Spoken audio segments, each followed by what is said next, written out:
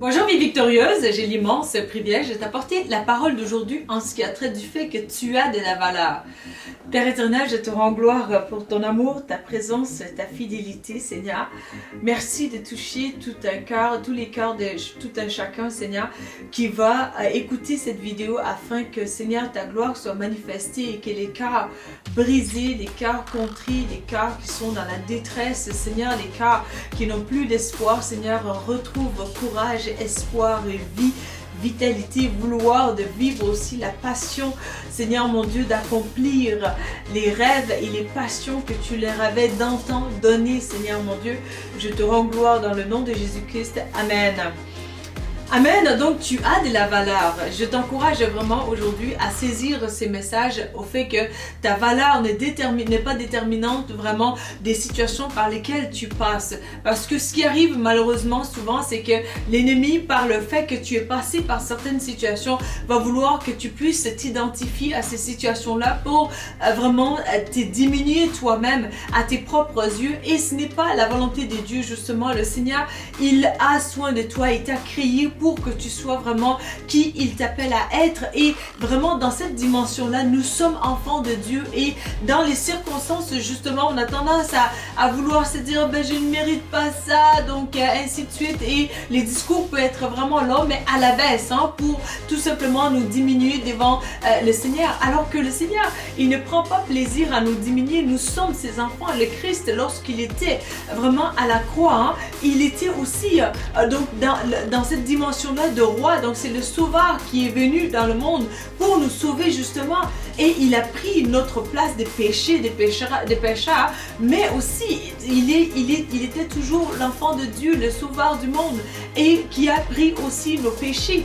Oui, à la fin, à cause du péché justement, hein, c'était qu'il criait à Dieu à cause du poids de nos péchés, mais ça demeure que toi, dans les souffrances par lesquelles tu passes, vraiment, tu es qui Dieu, il t'a appelé à être justement. Nous sommes ses enfants au fait que lorsque tu arrives, tu fais partie d'une famille justement et que toi, ben, tes parents te considèrent comme leurs enfants naturellement. Et toi, mais tu te sens pas de la sorte. C'est sûr que lorsque tu arrives dans la maison, tu n'as pas l'approche un peu plus d'enfant ou qui va se mettre à l'aise, peut-être le pied surélevé un petit peu plus sur le sofa un petit peu, et puis toi tu es à l'aise et tout, mais vraiment, en fait, tu ne te sens pas à l'aise parce que justement pour toi, tu ne fais pas partie de cette famille-là à peu près. Donc l'ennemi veut te faire croire un peu plus aussi à avoir des sentiments ainsi. Il va sans dire que la Bible nous mentionne vraiment aussi que en tant que en fait, enfant de Dieu, que nous devons nous conduire aussi de la sorte.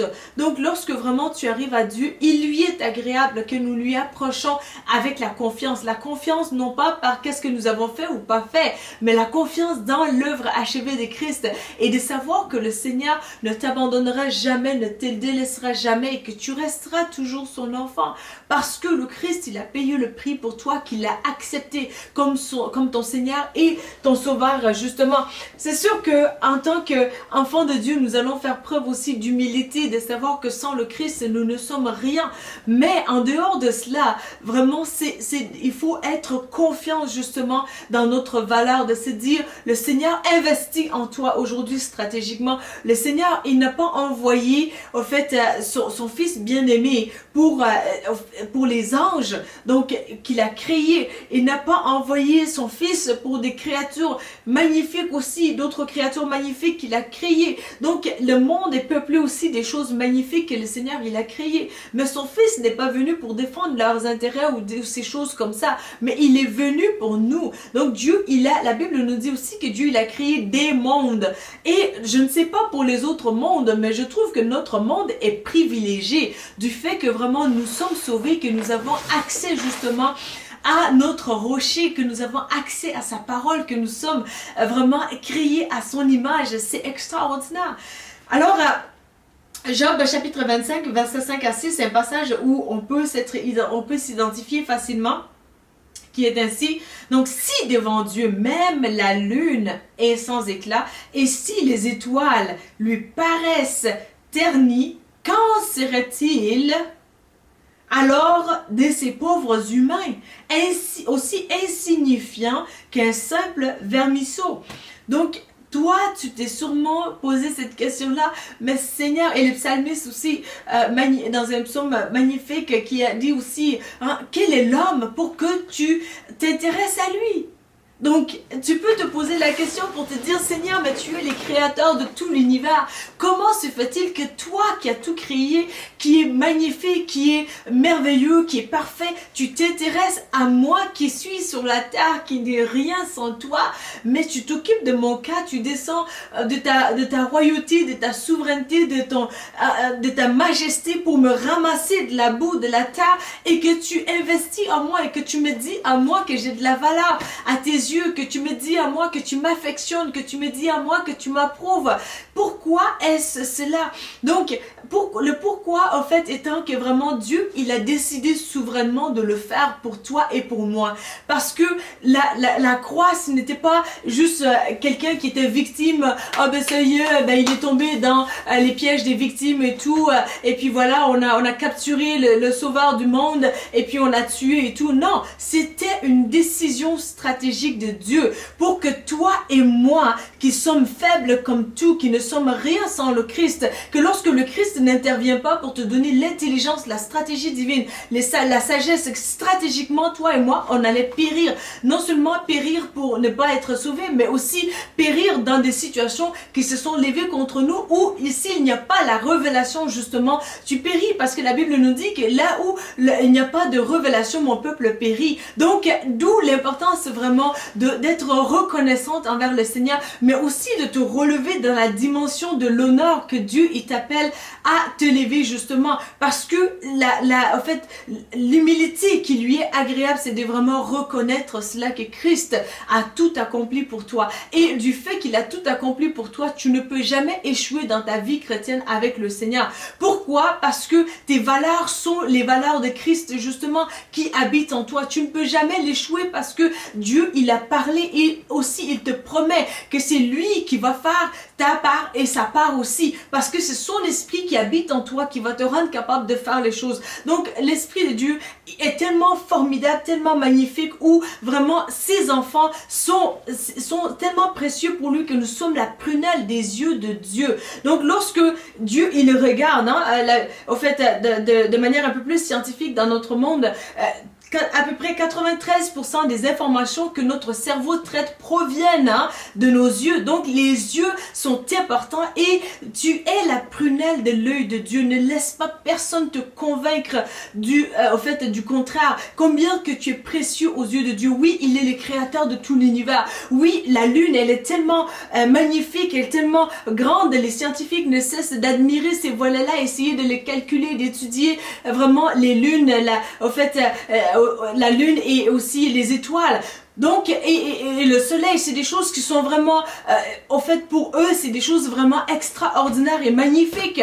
Donc, même ça n'a pas tant de valeur aux yeux de Dieu. Il les fait pour que nous soyons bien, pour que nous ayons la lumière. Il nous fait du bien. C'est sa création, elle est magnifique. Mais Dieu s'attarde à toi. Et il te dit aujourd'hui, mon fils, ma fille, toi qui es à terre, toi que personne ne s'occupe de, toi qu'on a bafoué ton droit, toi qu'on a essayé de te maltraiter, toi qu'on a essayé de t'opprimer, toi qu'on t'a arraché tes droits, toi que personne ne fait de cas au fait que vraiment est-ce que cette personne-là va réussir, ou est-ce que je vais stratégiquement aider cette personne-là, toi qui se sent vraiment sans aide. C'est toi qui es vraiment aussi l'attention de Dieu, et Dieu te dit aujourd'hui vraiment, mon fils, ma fille, prends courage, tu as de la valeur à mes yeux. Tu es tellement important pour moi que mon fils est descendu pour toi. Regarde à mon fils, car il y a la puissance qui va agir en toi, qui va te transformer. Et il y a une chose extraordinaire, je vais te laisser avec ce secret vraiment,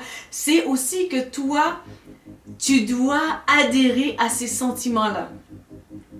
Je crois que Jean, vraiment, dans la Bible, dans le Nouveau Testament, Jean, il a compris cette importance-là. C'est que ce n'est pas parce que le Christ il te dit « je t'aime » que toi, tu vas ressentir et que tu vas t'adhérer et tu vas te procurer de cet amour-là, justement. Donc, il faut que toi, tu dis, je suis la bien-aimée de Christ. Donc, je suis enfant de Dieu, je suis aimé de Dieu. Jean, il disait, le disciple que Jésus aimait. Donc, Jean, c'était, en fait, quelqu'un qui est magnifique parce que, en soi, lorsqu'il dit ça, il est en train de s'encourager lui-même et il est en train de dire au Seigneur, toi, je sais que tu m'as dit que je suis ton bien-aimé, mais moi aussi, je m'accorde avec toi. Et c'est là vraiment aussi que une vie va être réussie. Parce que lorsque Dieu te dit, je t'aime, et que toi, tu ne fais pas de cas et que tu ne fais que regarder aux gens qui t'ont rejeté, qui t'ont abandonné, qui t'ont délaissé dans les moments les plus pires dans ta vie, qui ne t'ont pas aidé, alors vraiment, tu vas écarter au fait la beauté de l'amour de Christ. Mais lorsque vraiment tu fais comme Jean et que tu dis, Seigneur, je t'aime, merci parce que tu m'aimes, je suis précieuse comme personne à tes yeux. Seigneur, tu m'as créé à ton image. Seigneur, lorsque tu m'as fait pour toi. Seigneur, toi qui as pourvu pour Adam et Ève dans le jardin pour leur nourriture, c'est toi qui vas pourvoir aussi pour moi. Et le Seigneur prendra plaisir à entendre cela. Et c'est là aussi que ta foi va être magnifique. Elle va s'augmenter encore plus. Parce que ce qui arrive, c'est que la différence réside au fait que toi, tu décides de vraiment faire preuve de foi. Lorsque tu marches par la foi, je peux te garantir que deux personnes peuvent vivre les mêmes situations et que toi, tu fais partie de ces deux personnes-là, mais ton cas va être différent. Tu vas être relevé et élevé. Pourquoi? Parce que tu marches dans la foi justement. Et on ne peut pas opprimer et étouffer la foi de Dieu. Parce que lorsque ta foi humaine, elle peut s'affaiblir, mais Dieu va te donner sa foi à lui pour vraiment te relever. Donc, sois rassuré aujourd'hui que tu es une personne précieuse aux yeux de Jésus et sois patiente dans les situations difficiles parce que Dieu, il est en train de démêler le tout. Il est en train de te montrer des choses stratégiquement pour te relever, pour te donner ta valeur, ta dignité, ton honneur que tu as auprès de lui et il va assurer ton avenir, j'en suis certaine. Alors voilà les messages que j'avais sur le cœur pour toi aujourd'hui. Si tu as aimé ces messages, n'hésite pas à les liker, à les partager et aussi à t'abonner à notre chaîne afin de ne pas manquer de prochaines vidéos. Il m'a fait plaisir de te servir. Je te dis à bientôt. Merci. La Bible mentionne que si vous confessez Jésus-Christ comme Sauveur et Seigneur, que vous serez sauvés. Pour l'accepter, il vous suffit de dire ces mots avec moi. Seigneur Jésus, je te demande pardon pour mes péchés. Viens dans mon cœur. Je t'accepte comme mon Sauveur et mon Seigneur. Donne-moi ton Saint-Esprit et conduis-moi sur le chemin de la vie éternelle. Amen.